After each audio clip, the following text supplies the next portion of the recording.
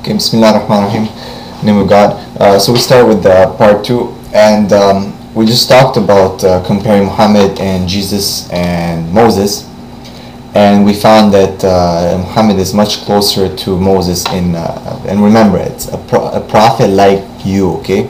Now a lot of people be like, well, Muhammad was not Jewish, and Moses was Jewish, and Jesus was Jewish. You have to understand a big thing here. There's no such thing as Judaism, okay? There's a tribe of Judah, okay?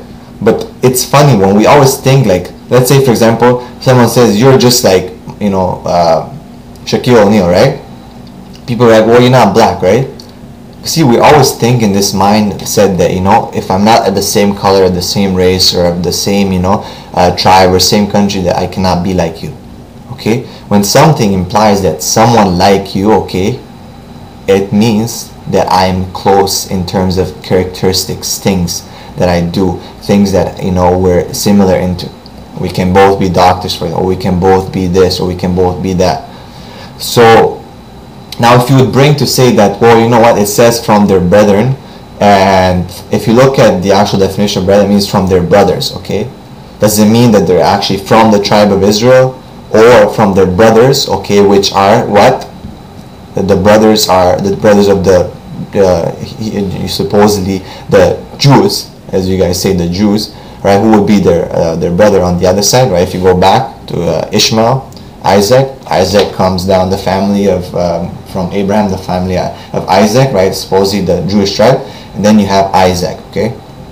I mean Ishmael. So Isaac and Ishmael. So if you say from your brethren, okay, if you were actually to say from their brothers, it can be from their brothers as from them, or it could also be from their brother as opposed to like the parallel nation, which is the brother Isaac. So it could be from the Arabs, okay?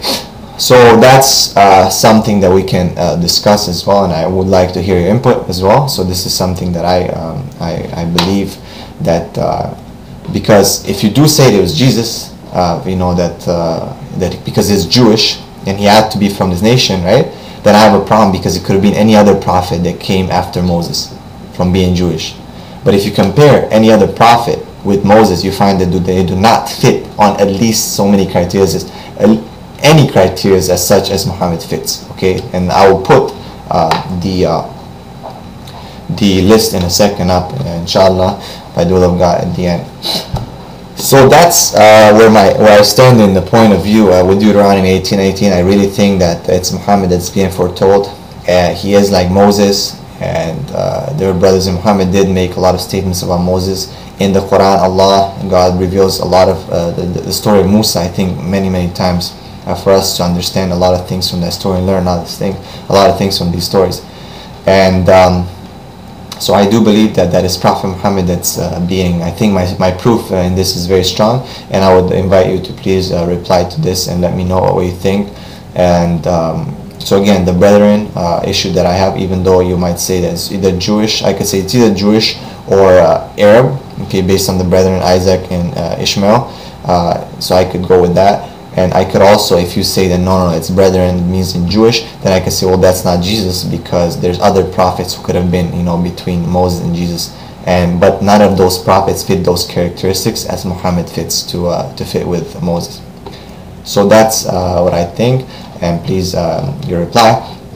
And now I guess my question, Jack, for you is a question where I guess just take the Bible, take the Quran, let's close them, okay? And this is a question that Brother Gary Miller was talking about, and I actually thought about this myself, and I heard in one of the hadith before about something, and so I'm not, I'm giving the credit to whoever, I'm not trying to plagiarize, but it's something that I always think about, and it's with regards to the natural disposition of humanity. Do you believe that the natural disposition of a human is to know his Lord, his Creator? And if so, do you think that Christianity, as it is, with the theology and the doctrine that Jesus died for you in sin on the cross, and took away your sins, and you're made holy through Jesus, and you're saved, do you think that that's a natural disposition that a person would reach? That's something built inside? Or on the other side, Islam acknowledging a Creator?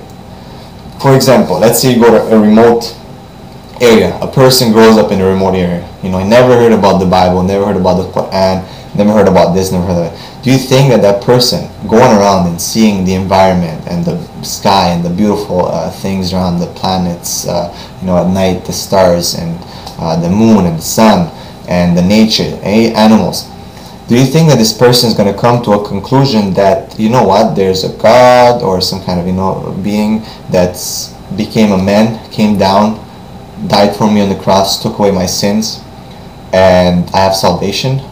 Or do you think that this person would come to maybe a thought, you know, well, I think there's a higher being.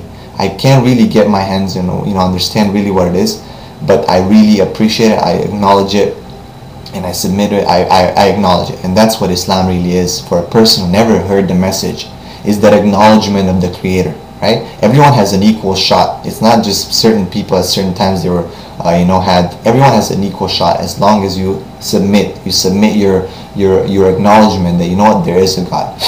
So I just want, what do you think is most likely to happen in that situation? Do you think a person would come to the, you know, to the just the main conclusion, like from the inside, from the innate, that, you know what, there's a God and he became man, he died on the cross, then he resurrected, and or that, you know what, there is a Creator, it's a higher being, a higher power, and I can't really see it, you know, but I see the effects of it, and you know, I really acknowledge it.